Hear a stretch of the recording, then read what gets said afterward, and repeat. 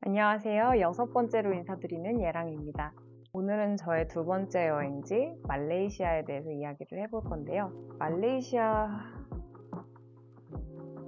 정의 내리기 힘든 여행지였습니다. 말로 설명하기도 힘들고 정리하기도 힘든 나라 중에 하나가 아닐까. 말레이시아는 생각하면 참 마음이 무거워지고 지난 시간에 말씀드린 태국의 이야기 정말 행복했잖아요. 많은 깨달음과 좋은 사람들 만나면서 좋은 여행을 했는데 그 다음에 바로 찾아온 여행지가 이런 모양일 줄은 상상해 본 적이 없었던 것 같아요. 그래서 더 무거웠지 않았나 생각을 해봅니다. 저는 랑카위 섬으로 들어가게 돼요. 태국 리베 섬에서는 배를 타고 갈 수 있는 거리고요. 2시간 반 정도 걸렸었던 것 같아요. 제가 말레이시아를 들어올 때 우기로 접어들어서 비가 많이 왔어요.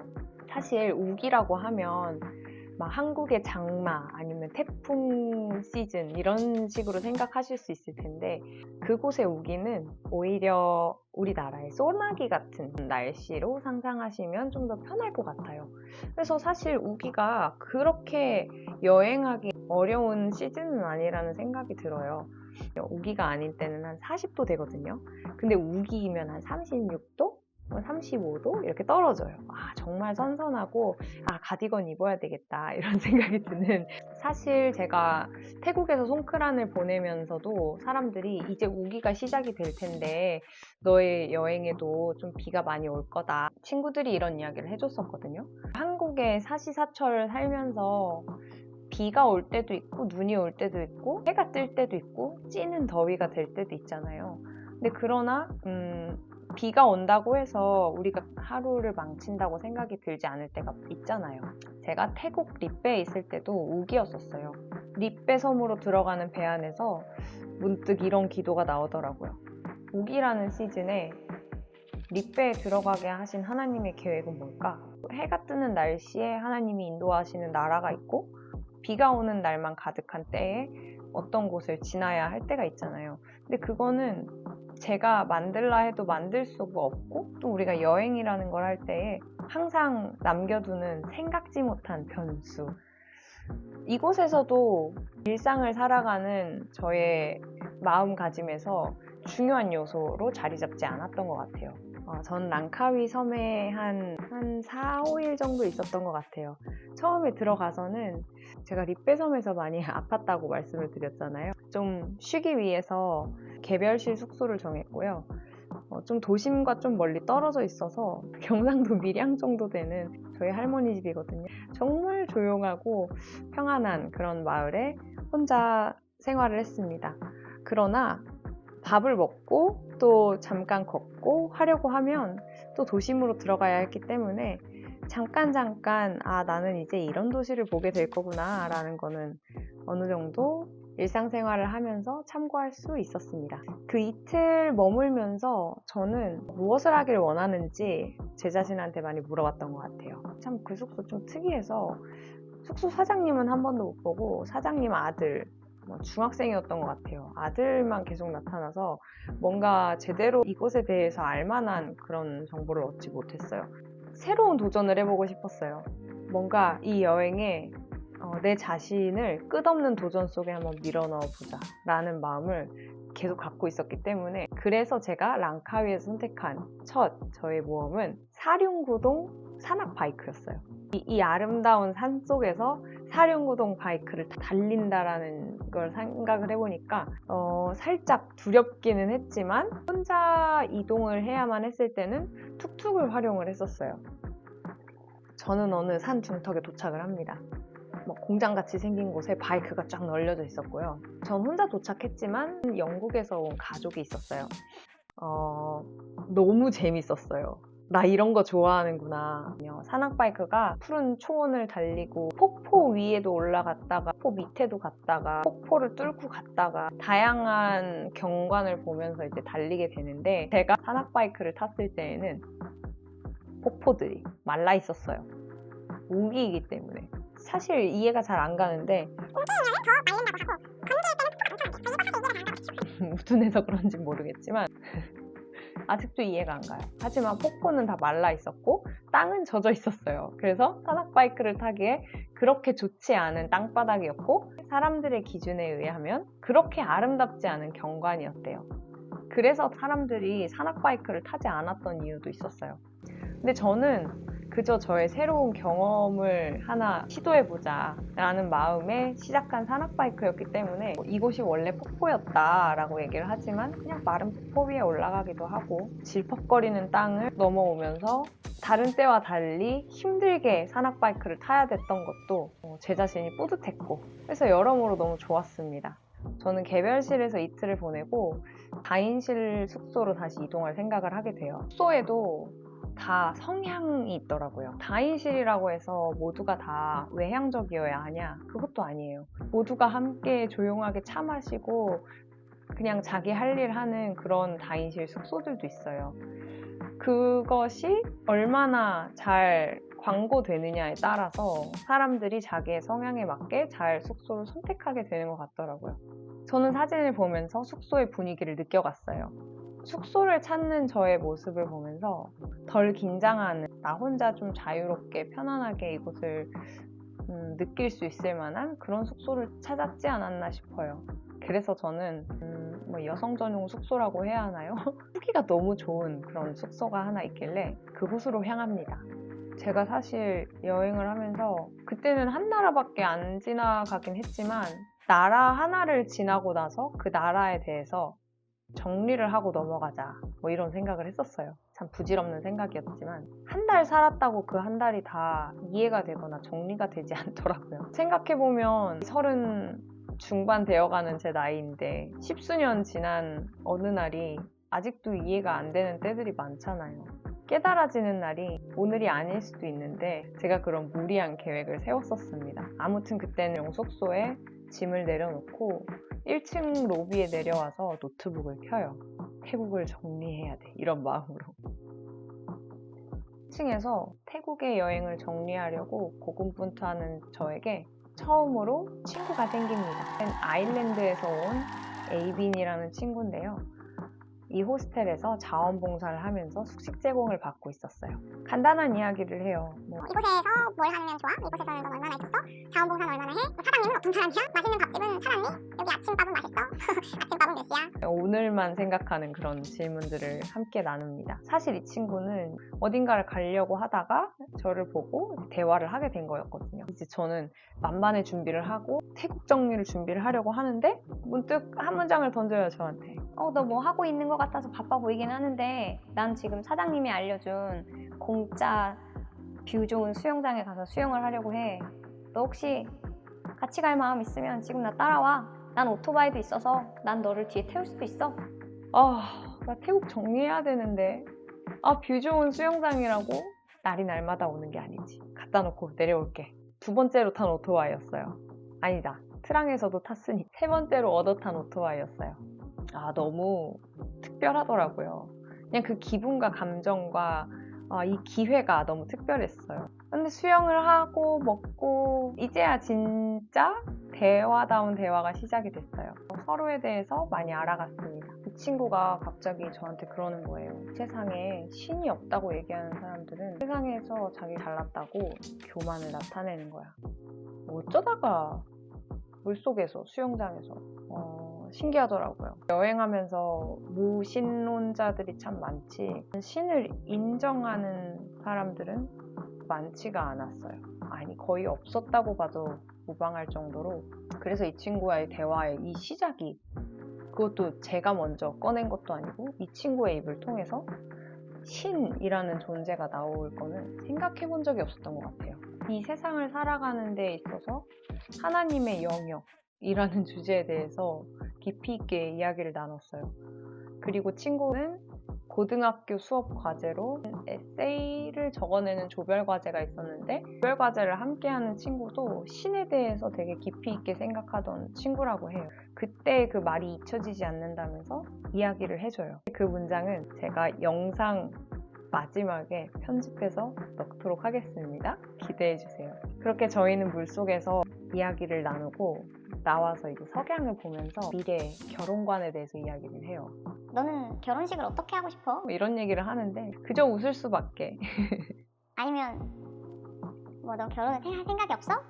하길래 어쩌겠어요. 다 이야기했죠. 난 이미 결혼을 했었어. 아무 생각 없이 이야기를 했죠. 그러다가 저는 저의 사별 이야기를 하게 됩니다. 친구가 그렇게 저의 사별 이야기까지 듣고 살짝 당황한 기색을 보였어요. 몇 개월 전에 이제 랑카위에서 여행을 시작하게 됐는데 여행을 하면서 처음 만났던 사람, 그 여성도 똑같이 사별을 했던 사람이었고 어떻게 오늘을 살아가고 있는지에 대한 이야기를 들었다고 하더라고요. 저의 시간도 기대가 되지만 이 친구는 왜 이번 여행을 통해서 이런 특별한 이야기들을 들어야만 하는 사람인지, 이 친구에게도 분명히 하나님이 말씀하고 싶은 것이 있나 보다 라는 생각이 들었습니다. 너의 앞으로의 이야기를 기대할 거야. 그리고 너가 어떤 내일을 걸어가는지 지켜보면서 함께하고 싶어. 이 친구의 기대를 받게 돼요. 어둑해진 저녁에 수영장에서 나와서 이제 야시장을 찾으러 오토바이를 타고 또 달리기 시작해요. 오토바이를 누군가의 뒤에 타서 달릴 때마다 그저 감사할 수밖에 없는 것 같아요.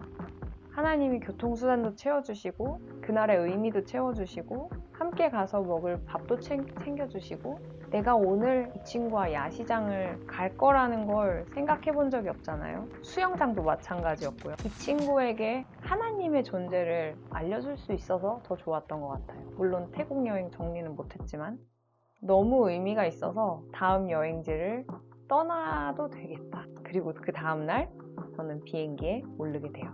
저는 말레이시아 두 번째 행선지로 페낭 조지타운을 선택합니다. 그곳을 생각하면 울었던 기억밖에 나지 않은 것 같아요.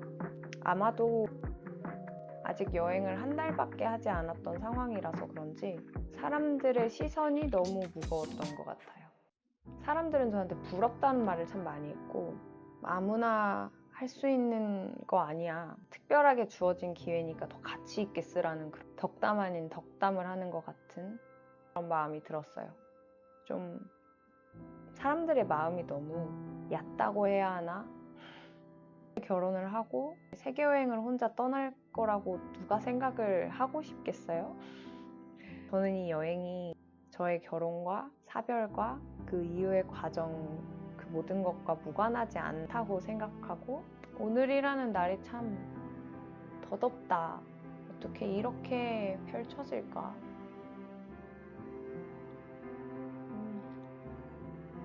저는 내일도 모르는데 이 시간을 통해서 나는 어떤 하이랑이 되어야 할까? 무거운 마음을 가지고 출발한 여행이었는데 사람들이 잘 안 보이나 봐요. 나는 이 여행이 무거워 라고 얘기해야 했을까요?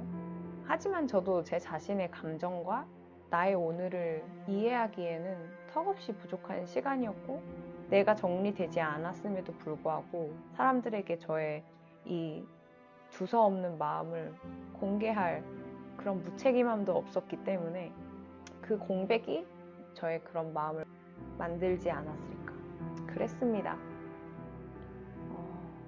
그 당시 한 새벽 2, 3시쯤 많이 잠 깼어요. 깨면 그냥 사람들한테 막 화가 나더라고요. 남편은 세상을 떠났는데 첫 남편은 세상을 떠났는데 나는 이곳에서 행복하게 웃고 있어 라고 말하는 것 같아서 감사도 숨기고 행복도 숨기고 그냥 너답게 행동해. 그냥 하고 싶은 대로 해. 내 인생 안 살아봤으니까 넌 그렇게 얘기하겠지. 말없이 그냥 좀 지켜봐주면 안 되나? 답답하고 차라리 새벽에 깨지라도 않았으면. 난 진짜 사람들한테 화가 많이 나 있구나. 사람들의 말에 아무 말도 하지 않고 속으로 분노를 쌓고 있구나. 제 자신을 직면했던 페낭이었어요.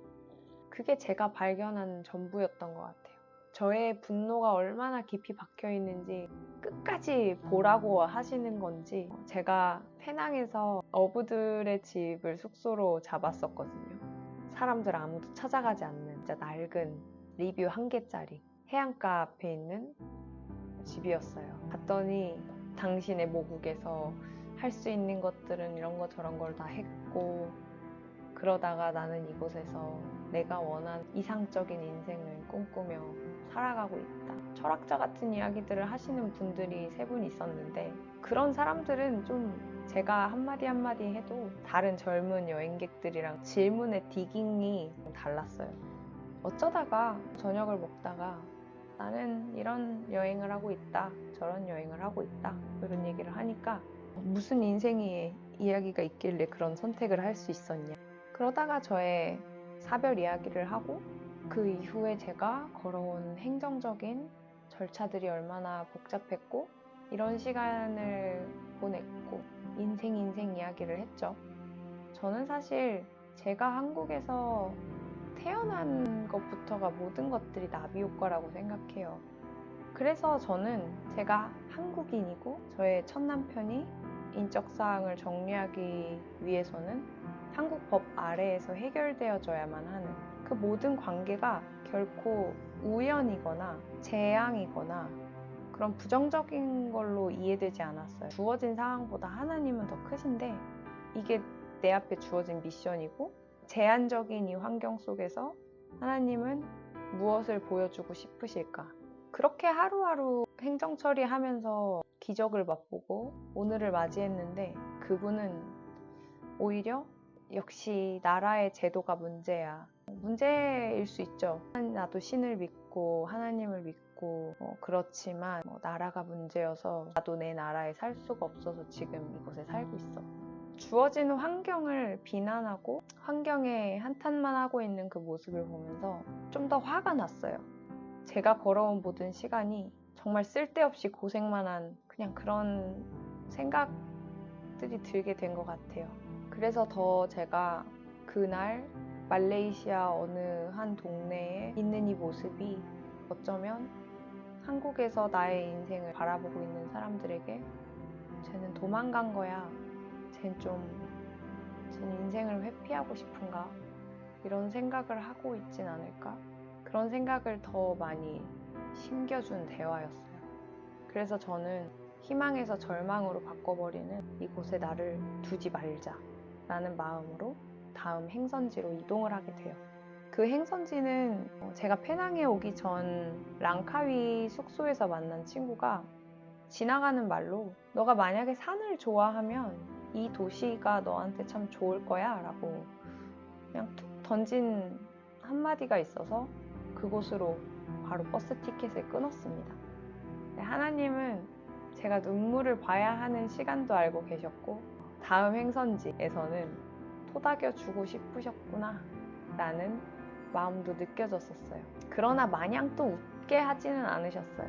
그곳에서 한 사건이 있었거든요. 행선지는 아직 말씀을 드리지 않았는데 그 행선지의 이름부터 저는 다음 영상에 담아보도록 하겠습니다. 사실 말레이시아 이야기를 준비를 하면서 준비가 되지 않았어요.